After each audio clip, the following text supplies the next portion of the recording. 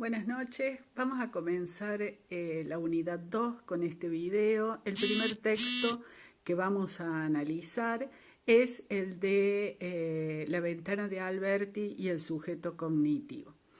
Bien, acá tenemos también muchos conceptos para trabajar, pero vamos a comenzar con la pregunta con la que empieza este texto, que dice, ¿qué nos dice el modo en que un pintor pinta el fondo de un cuadro? ¿Sí? ¿Y por qué vamos a hablar de arte? En este caso vamos a comenzar hablando de arte, de pintura concretamente. Bueno, primero porque la diferencia entre arte y ciencia y filosofía, si bien son cosas distintas, son distintas formas de saber, sin embargo, podemos pensar que muchas veces hay ciertos principios que las atraviesan y que las culturas, las distintas culturas, se presentan en esas formas de determinados modos. Entonces, cuando nosotros nos interrogamos, por ejemplo, ante una pintura, ¿dónde están expresadas las creencias filosóficas más profundas que tiene ese autor? ¿En la escena que está pintando o en el fondo, el modo en que pinta el fondo donde ubica esa escena? Y nosotros aquí vamos a ver que la escena no es tan importante para revelarnos esas creencias filosóficas, sino que vamos a prestar más atención en el fondo. Hay ciertas variedades de fondo que se pueden percibir. Por ejemplo, en la época del Imperio Romano y donde está el cristianismo primero, lo que se podría llamar el paleocristianismo, allí el fondo, si nosotros observamos los cuadros, el fondo es plano. ¿Sí? Es decir, no hay una ilusión, no hay un ilusionismo de profundidad, por ejemplo, es plano, es monocromático en general. Sería bueno que este video lo acompañen con una serie de filminas que he subido, y ahí, si ustedes prestan atención en las filminas 2 y 3, que son, van a ver allí unas representaciones de pinturas que han aparecido en el caso de especialmente la filmina 2, en ciertas catacumbas, que son imágenes muy representativas del paleocristianismo. Allí van a ver justamente esto, un fondo plano, monocromático, ¿sí? En la filmina 4 ven una pintura de Wilton, que es de 1395, allí también pueden apreciar lo mismo, el fondo plano. Si ustedes ven la de, por ejemplo, Simone Martini, otro pintor, que es de 1330, también aquí tiene el fondo plano, pero acá hay una intención de crear una ilusión. Si ustedes observan el cuadro, van a ver un florero en el suelo que parece que está dando la ilusión de un atrás, una pequeña profundidad, ¿sí? Muy rudimentaria, pero allí estaría como esa voluntad de profundidad. En el siglo XIV empezamos a ver una variedad, ¿sí? Con respecto al fondo. Empieza a crearse la ilusión de profundidad, ¿sí? Si ustedes, por ejemplo, comparan las imágenes de un mismo pintor, que es Fra Angelico, de 1410, ustedes van a ver allí, por ejemplo, en la filmina de la imagen 6, que el fondo es plano, pero si observan la filmina 7, ahí van a ver como un cielo que ha pintado un techo que forma una especie de bóveda, y esa bóveda ya empieza a crear esa ilusión de profundidad. Entonces empieza a estar ese interés por crear ese fondo, ¿sí? Y donde claramente se ve una diferencia, un salto bastante profundo, es una pintura, una representación que les he colocado allí, que es de 1400, que es de Witz, que se llama La pesca milagrosa, ¿sí? Ahí en esa filmina justamente van a ver que es bastante realista la pintura, ¿no? Gombrich, por ejemplo, dice que, bueno, cómo debe haber sido para los habitantes del pueblo, del lugar, poder reconocer en el paisaje, el propio paisaje de ellos, reconocerse inclusivemente como pescadores, porque allí los pescadores son apóstoles son hombres comunes, como seguramente son los pescadores de esa zona. Entonces hay un acercamiento, ¿sí?, de lo divino a lo humano. El fondo, la tesis que nosotros estamos trabajando aquí, es que el fondo no es decorativo, ¿sí?, sino que especialmente a partir de pinturas como por ejemplo esta de la de Witz, el espacio claramente empieza a aparecer y empieza a dar coherencia a la escena. Empieza a trabajarse una ilusión de la realidad. Y esa ilusión de la realidad se la crea, se la genera a partir del uso de una técnica que es la técnica de perspectiva lineal y del claroscuro. Entonces, aquí tenemos esa novedad. Con esa novedad, el fondo se transforma justamente en espacio. Tenemos que distinguir la idea de espacio de la de lugar. El lugar es un punto. El espacio es justamente lo que da coherencia a una escena. Ustedes tienen ahí las filminas 9, 10 y 11, justamente unas pinturas de Da Vinci, que es el gran genio del uso de la perspectiva. En las pinturas 9 y 10 en realidad es una pintura más bien analítica de una obra de Da Vinci, donde ahí se puede ver claramente la perspectiva, la creación de la perspectiva, cómo todos los personajes y los objetos son ubicados en ese espacio a partir de la creación de ese espacio. Y en la pintura que aparece en la filmina 11, que es una representación de la Anunciación, también de Da Vinci, ahí pueden ver justamente el fondo, cómo el fondo tiene ese detalle, esa profundidad, los árboles que están en la lejanía, cómo se hacen más pequeños, ¿sí? Entonces empezamos a tener esa gran variedad. Y también aquí podemos hacernos algunas preguntas, ¿no? Por ejemplo, un pintor como Botticelli, que ustedes tienen una representación de Botticelli en la filmina 12, ¿por qué Botticelli no usa la perspectiva? ¿Sí? Y Botticelli tiene razones, no es porque no la supiera usar, talento y genialidad claramente no le faltan, pero hay una razón, es porque hay en el uso de la perspectiva una concepción filosófica que está allí presente. Quizás un poco profetizando la posibilidad de lo que está representado en la filmina 14, que es una representación de Dalí, donde lo que tenemos también es un trabajo en perspectiva. Y fíjense que allí la característica de ese cuadro de Dalí es que tenemos el Cristo visto desde arriba, ¿no? O sea que quizás Botticelli pensaba en un riesgo, ¿no? Eso. Bien, Panofsky, que es un historiador del arte,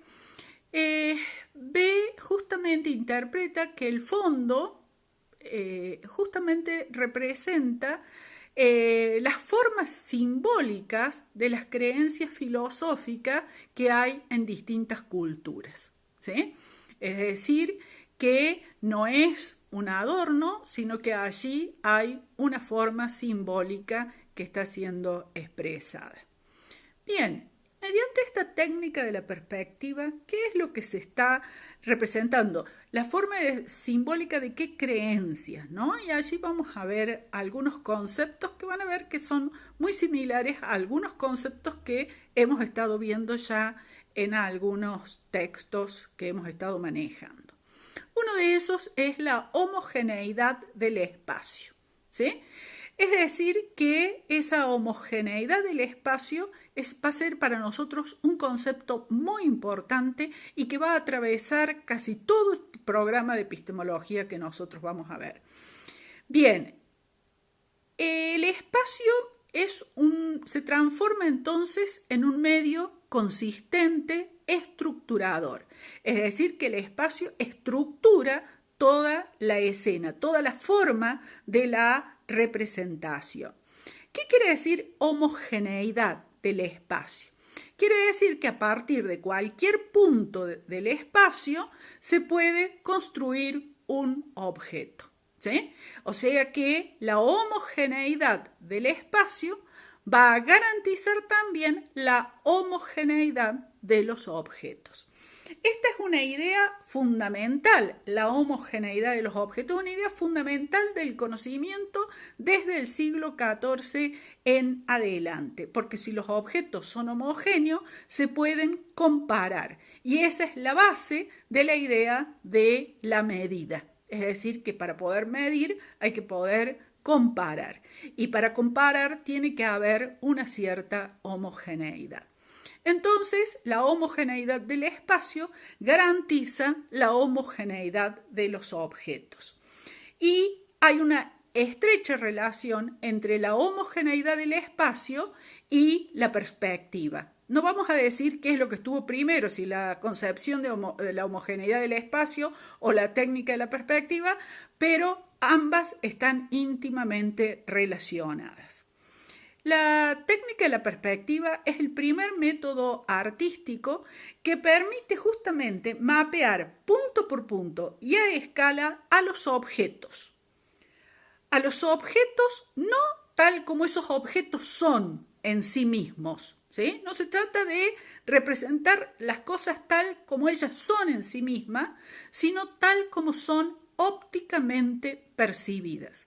Es decir, que la técnica de la perspectiva tiene por objetivo representar a los objetos tal como los vemos, ¿sí? Recuerden que nosotros percibimos, ¿sí? Vemos en 3 dimensiones, ¿sí? Esas 3 dimensiones son las que están representadas en la geometría de Euclides, en la geometría euclidiana. Bien, nosotros podemos imaginarnos, no percibir, podemos imaginarnos un espacio de 2 dimensiones, ¿sí? Podemos imaginarnos un mundo plano.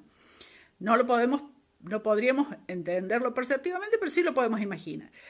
Pero no podemos imaginar, no podemos concebir, o sea, imaginarlo, podemos pensarlo, pero no podemos imaginarlo, percibirlo, un espacio de más de 3 dimensiones. O sea, no podemos representarnos sensiblemente un espacio de más de 3 dimensiones. Bien, entonces estos pintores del Renacimiento, ¿cuál era el objetivo? Justamente eso, pintar lo que vemos. No pintar lo que las cosas son, ¿sí? Sino pintar cómo vemos, ¿no? Entonces, lo que se trata, el gran desafío, es de encontrar un esquema matemático que permita pintar en una tela que es bidimensional, es decir, tiene 2 dimensiones, la realidad visible, que es tridimensional. Ese es el gran desafío. O sea, yo quiero en una tela que es bidimensional representar la realidad visible que es tridimensional. Para eso necesito de la matemática, necesito de un esquema matemático.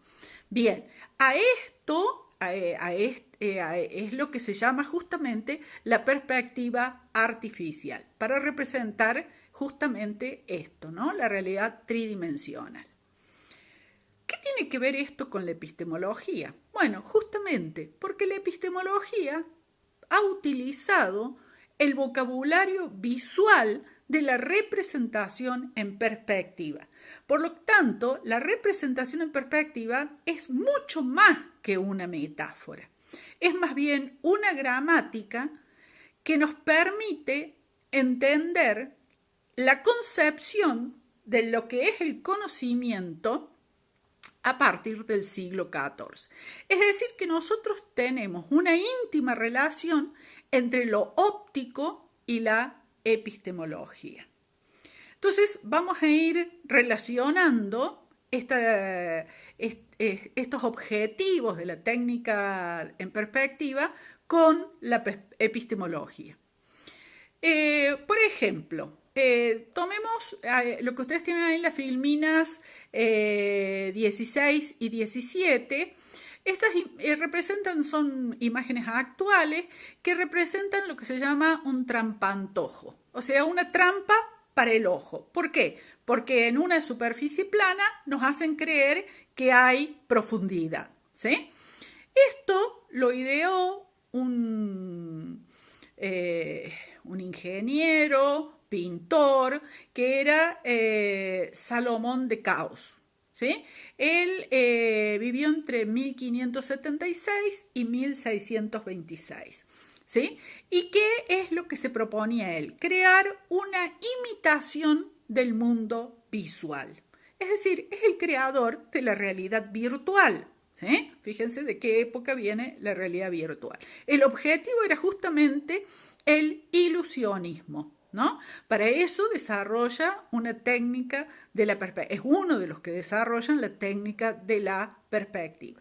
Entonces, lo que se busca en el ilusionismo es imitar cómo vemos. No imitar lo que las cosas son, sino cómo nosotros vemos las cosas. Entonces, ¿por qué eso es un desafío? Habíamos dicho que la tela es bidimensional, nuestra realidad es tridimensional, pero además hay otra cosa. Nuestra visión es binocular, ¿sí? Es decir, intervienen los dos ojos. Y en cambio, en la representación pictórica, como es fija, es una visión monocular. Es como si fuera un solo ojo fijo el que está observando, ¿sí? Bien, entonces ese es el desafío. Cómo imitar la visión binocular, ¿sí? Cuando estamos en una representación en una tela, sería con una visión monocular.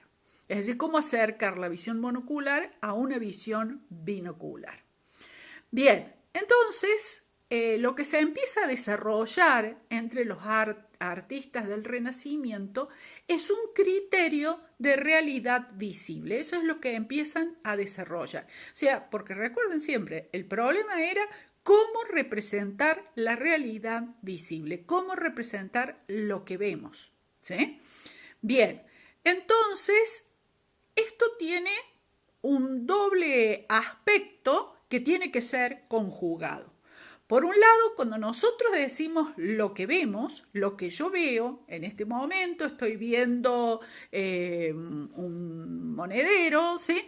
Entonces, esto que yo estoy viendo ahora es una apariencia subjetiva. Lo que veo es siempre una apariencia, una manifestación, cómo se me muestra el objeto ante mí, y es subjetivo, porque es como se me muestra a mí, ¿sí? En este instante, con esta luz, en este espacio, ¿sí? O sea que es una representación de una apariencia subjetiva en un instante.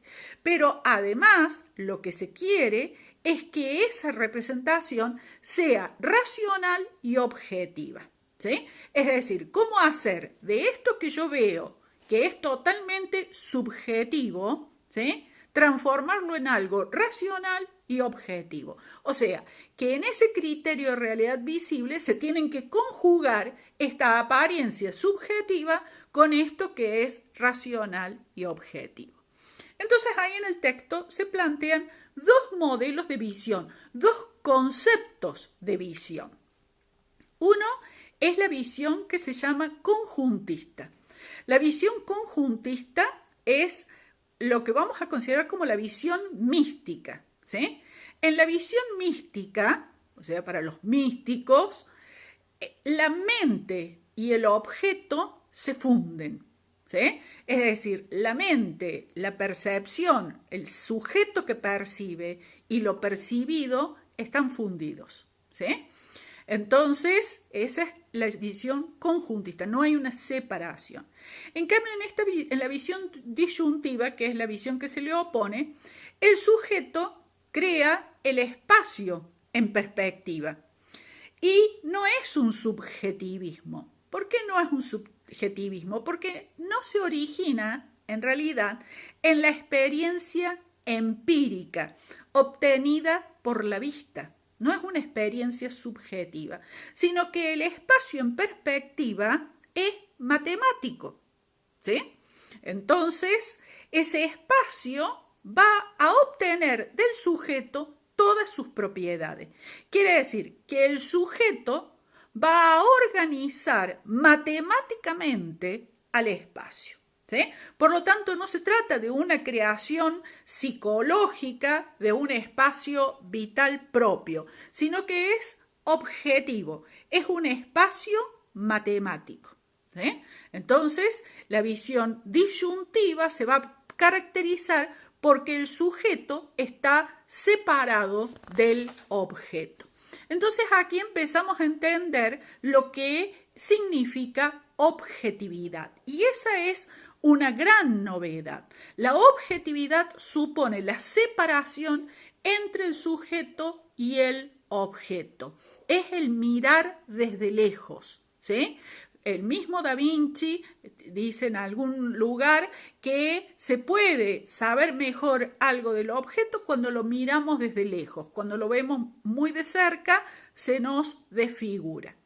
Entonces, mientras que la subjetividad se caracteriza por una inmediatez, es decir, que no hay mediación, o sea, la visión conjuntiva sería la que expresa la subjetividad. En cambio, la visión objetiva no es inmediata, sino que es mediata. Y hay una separación del sujeto con el objeto. En la subjetividad es como una captación directa, por eso hablamos de inmediatez. En la objetividad hay una separación entre el sujeto y el objeto. La objetividad es posible porque el sujeto se aleja del objeto para poder conocerlo. Brunelleschi, que vive entre 1377 y 1446, es quien va a ofrecer a todos estos pintores los recursos matemáticos para poder resolver cuán pequeña se hace una cosa mientras se aleja, ¿sí? Nosotros veamos cómo se nos manifiestan las cosas. Si nosotros pensamos en perspectiva, las cosas que están hacia lo lejos, más alejadas, son más pequeñas que las cosas que están más cerca. Bien, si yo quiero llevar eso a una tela, ¿cuánto debo representar más pequeño aquello que está más alejado de lo que está más cerca? Y eso se hace mediante la matemática, ¿sí? Entonces, lo que tenemos es una matematización del espacio. Entonces, la perspectiva, el espacio de la perspectiva es completamente matemático, a punto tal que un ciego puede perfectamente comprenderla, ¿sí? Porque es un espacio matemático. Entonces, esa matematización del espacio va a conllevar una concepción filosófica que va a concebir justamente al hombre, al ser humano, al sujeto, justamente como diferente y separado de la naturaleza. Y esa es la base del criterio de objetividad. Y esto atraviesa todas las ciencias naturales, en especial al modelo paradigmático, que va a ser la física, ¿sí? Y esta es una noción epistemológica fundamental. Bien, los postulados que aquí tenemos es, en esta técnica de la perspectiva, entonces es lo que ya habíamos hablado de un único ojo inmóvil, ¿sí? Es decir, que el espacio me da una representación estática, o sea que ese sujeto es una especie de un único ojo inmóvil. El espacio es infinito, es constante y es homogéneo. Estos dos postulados son los que me definen el espacio racional, ¿sí? En este espacio racional, ¿sí? Justamente es lo que me va a dar la objetividad. Entonces, lo que vamos a tener aquí es una diferencia entre las que las cosas son en sí mismas y el modo en que las cosas aparecen en el espacio, ¿sí? Entonces, aquí vemos que justamente el modo para acortar la distancia que hay entre lo que se ve, visión binocular, y la representación de lo que se ve, visión monocular, para cortar esa distancia justamente es que sirve el espacio homogéneo.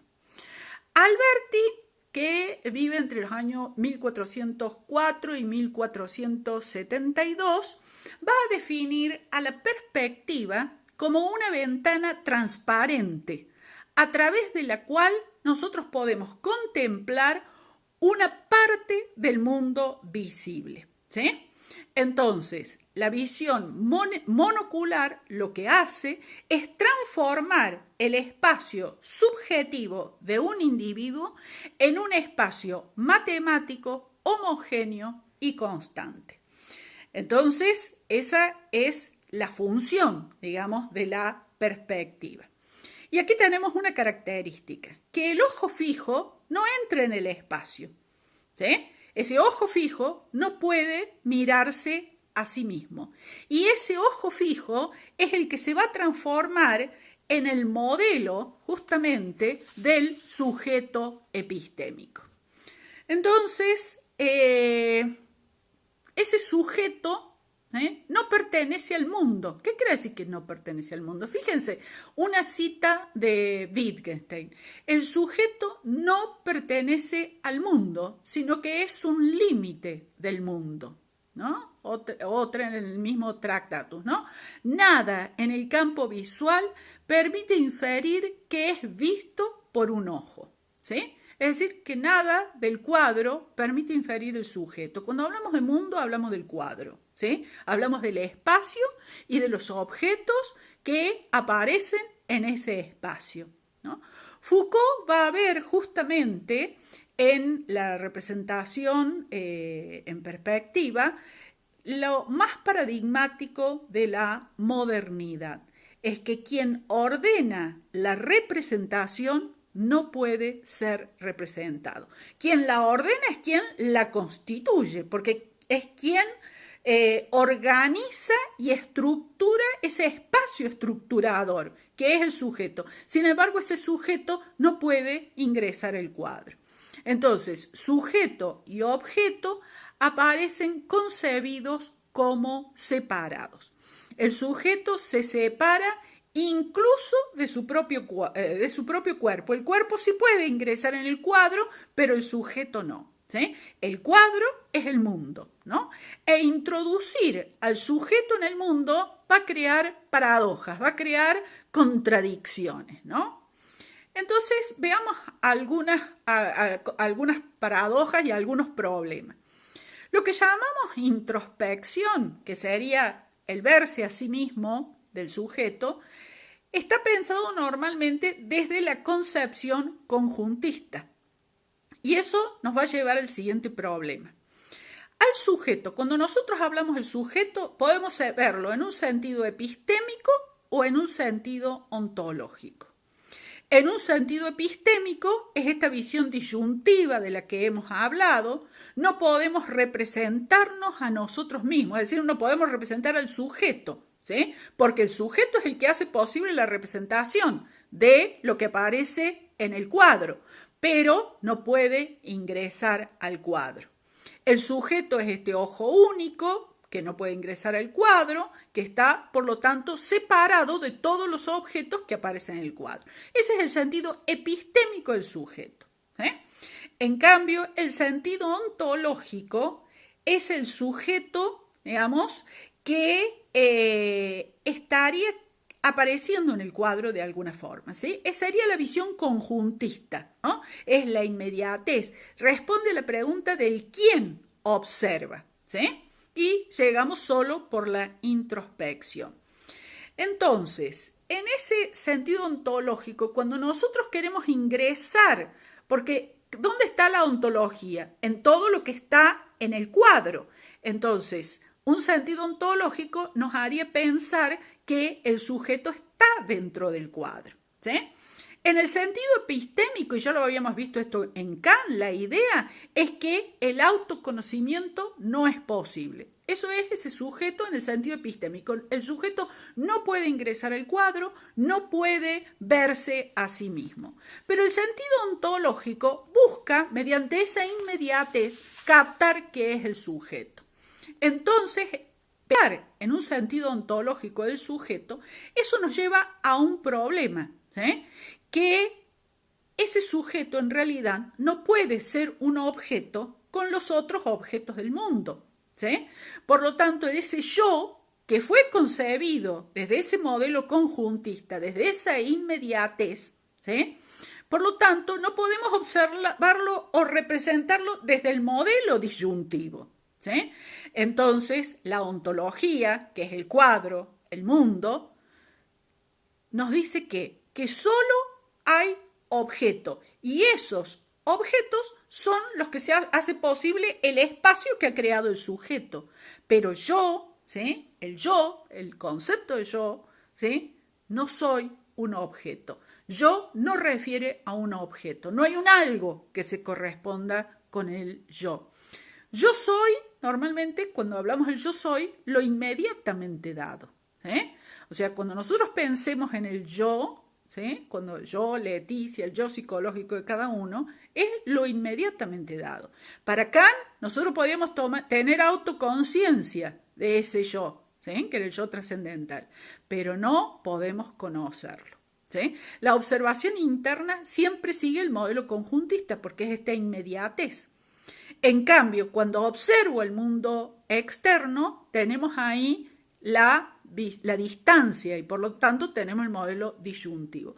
¿Esto qué conclusión nos lleva? Que solo es posible el sujeto en sentido epistémico y no en sentido ontológico. Es decir, el sujeto es el organizador del espacio, hace posible conocer los objetos, pero no puede conocerse a sí mismo. O sea, el ojo no puede mirarse a sí mismo.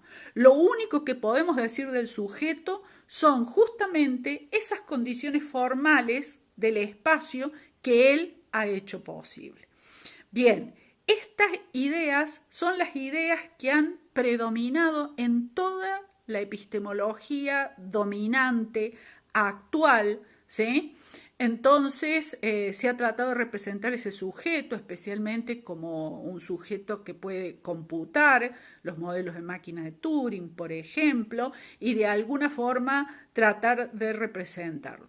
Pero desde estas posiciones, desde esta concepción de sujeto, desde una epistemología basada en este sujeto, no es posible el autoconocimiento. Y si no es posible el autoconocimiento, es decir, si el ser humano no puede conocerse a sí mismo, todas las disciplinas humanas están con problemas, ¿sí? Entonces, a partir de este trabajo vamos a retomar lo que hemos planteado en la unidad 1 para avanzar en el trabajo con respecto al sujeto y que vamos a ver que hay otras nociones de sujeto. Bueno, nos vemos en el próximo video. Buenas noches.